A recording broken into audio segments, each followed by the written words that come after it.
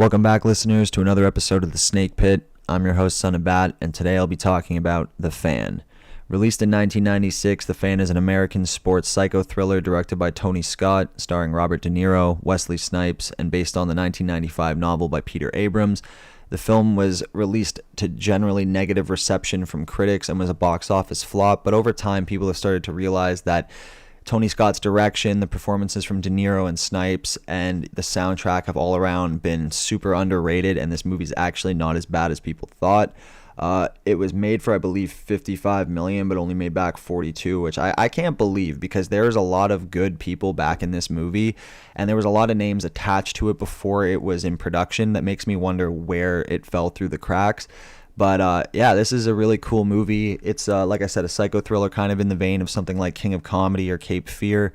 I know those are both Scorsese movies, but it's kind of hard not to compare because De Niro's in both of those, and he plays psychotic on the same level in this movie as he does in those.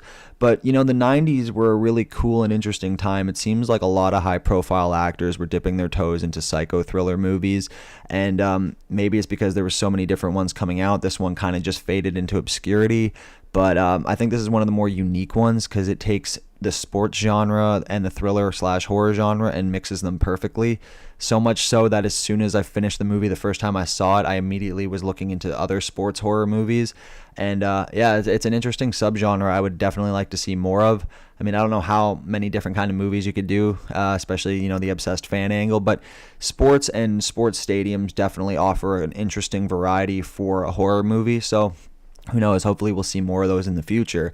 But anyway, having said that this movie is like a psycho thriller, I don't want to actually spoil the plot because it is a very intense and interesting movie. It's almost 2 hours long, so that's a lot of like dialogue and screen time that you could be soaking in. So I don't know, for some reason, it's like slasher movies I'm more comfortable, fucking spoiling because it's really just gore effects and tits and shit to a degree, whereas a movie like this, it's got some really cool twists and turns, and I feel like if you were to spoil it, it would take away some of the intensity. However, I'm going to do a review of it, so there are going to be a couple spoilers, mainly a couple scenes that I found really intense, but other than that, I'm going to try to graze over this plot without getting too into it. So without further ado, the first review of 2025, let's jump into it. So The Fan, released in 1996, directed by Tony Scott, with a screenplay by Phoebe Sutton, based on The Fan by Peter Abrams, produced by Wendy Finerman, starring Robert De Niro, Wesley Snipes, John Leguizamo, Benicio del Toro, and Ellen Barkin, also with a cameo from Jack Black in the beginning of the movie. Cinematography by Daruz Wolski, edited by Claire Simpson and Christian Wagner. Music by Hans Zimmer. Production companies Mandalay Entertainment, TriStar Pictures, and Scott Free Productions. Distributed by Sony Pictures Releasing in select territories and Summit Entertainment internationally, and released on August 16th, 1996, with a runtime of 116 minutes on a budget of $55 million, with a box office return of $42 million. Basically, the story is about Gil Renard, a troubled baseball fan who's also a knife salesman by day. We don't really get too much of an insight into this guy's life. We just get a few glimpses at his job and his family and see that he's a total fucking nutcase. And the one thing that seems to hold him together, and just barely at that, is baseball. And he's got an obsession with this guy, Bobby Rayburn, who just signed a $40 million contract with the San Francisco Giants. And, you know, add all this together, you're asking for a bad time. So essentially, most of the movie in the beginning just shows Gil's fucked up life and how he's kind of just hindered or screwed over everyone around him. There's a really terrifying scene where he's supposed to make this one sale that's supposed to fix his job to ensure that he doesn't get fired, but instead of doing the sale, he fucking takes his kid to the opening season of the San Francisco Giants, and he thinks that he can do both the opening game and the sale in the same day. So he leaves his kid in the stadium during the game to go all the way down into LA to do this fucking knife sale. And just to find out the guy is not there, he's watching the baseball game. But it's freaky watching this kid be surrounded by thousands of people in a stadium without his fucking father, the person who's supposed to be caring for him. It's just terrifying, the idea of just being left alone like there. And every scene where he's with his family, his wife included, and the stepfather, it's just really uncomfortable. You never know where it's gonna go. He even pushes his wife straight up in front of the fucking the new husband. It's just really tough to watch. It's freaky. Tony Scott's signature fast edits are in this movie, so that definitely adds to the intensity.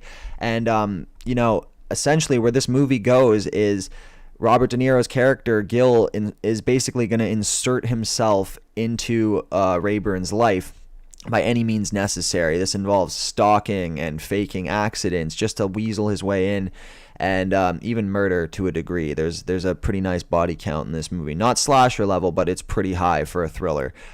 Very intense stuff. There's some great fucking locations, like the baseball stadium in the rain in the last shot. Fucking insane. Like, it's just a great ending.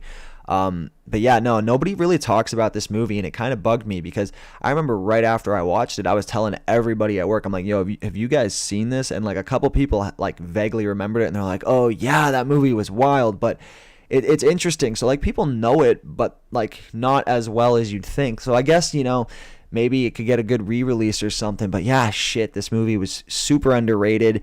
Great performances from De Niro and Snipes. I mean, like, fuck, man. When De Niro plays a psycho, he does it very well. Some of my favorite roles from him aren't even the mob roles he's done. It's been like, Cape Fear or like Angel Heart, just movies where he plays like a really dark son of a bitch. Like, he just does it really well. Another thing about this movie that's really interesting is even though it came out in 96, there's a very poignant discussion to be had about parasocial relationships and fan culture, obsessive fan culture to be more specific. So I think there's a really cool dynamic in this movie to be found. Definitely something that can be paralleled with today and how people are, obsessed with celebrities and how people insert themselves into these celebrities' lives. Very interesting that this movie from the 90s was tackling those issues. That seems to be more prevalent now. I was saying this movie is based off a book, which I've yet to read. I'm trying to track down a copy of it, but from what I've been reading, there's slight differences, mainly cosmetic changes, and not really that important, to be honest. Like, in the book, the city that it takes place in is Boston, so the team that Rayburn would be on is the Red Sox, and in the book, Rayburn's Caucasian, whereas in the movie, he's African-American. So, like I said, differences that don't really matter in the long run. Some people actually believe by making Rayburn African-American in the movie, they were trying to parallel Barry Bonds, and there's even a Barry Bonds joke in the movie at some point. But I don't know, man. Snipes is a good actor, so I didn't have a problem with him being in this movie. Apparently, though, they needed to get a batting coach because he apparently did not know how to swing a bat to save his fucking life, which I find really funny because wasn't this dude in Major League from 1989? So, like, I don't know how they got past him in that movie, but yeah, apparently they needed a batting coach because he just couldn't swing a bat convincingly, I guess. Another interesting fact was the role was turned down by a few people, including the Bobby Rayburn role was turned down by Brad Pitt, for example, because he wanted to play Gil Renard.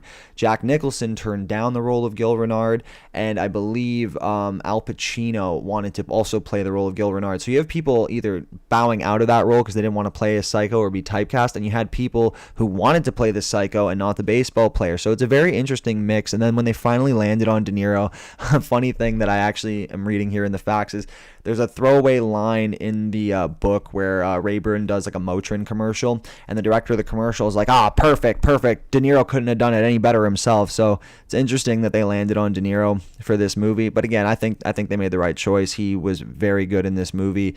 He was very creepy and very unhinged. There's a Trent Reznor 9 Inch Nails soundtrack that comes up like anytime Gil is on the verge of spiraling or like killing someone, which I thought was so fucking 90s in the best way possible. Frank Darabont actually also contributed an uncredited draft of the script for this movie, and they were talking about having, I think, Mike Piazza be in this movie, but he wasn't in it. But he ended up being in a Scooby-Doo baseball episode, so that probably worked out for him on some level. But again, I don't know how much more I could go into without spoiling it. This movie is great. It's super underrated. If you like gritty 90s thrillers, if you like sports movies, or if you're just a fan of De Niro or Snipes, you got to check this out. This is really good shit. I mean, I wouldn't give it like a 10 out of 10. I don't want to make it sound like it's, some of the like the greatest thriller of all time, but it's definitely up there. It's above mid, and it's definitely in the good range. I'd probably give it about a 7.5 or an 8 depending on the day or the mood I'm in on the day I watch it. But it's creepy, it's intense, it's good, it's well acted. I think it's well put together, and yeah, I don't know how much more I can praise it. A good 7.5 or an 8. If you guys are into sports movies or sports horror movies and want to see more of these, give me a recommendation and I might do it within reason. I want to keep it kind of here for the channel, so nothing too sporty like Major League or anything. But if you got something like WrestleManiac, I'll do that or some shit. You know what I mean? But who knows? Let's see where it goes. I hope you guys enjoyed this for the first review of 2025, the first of many to come. And yeah, we'll see you in the next one. Peace.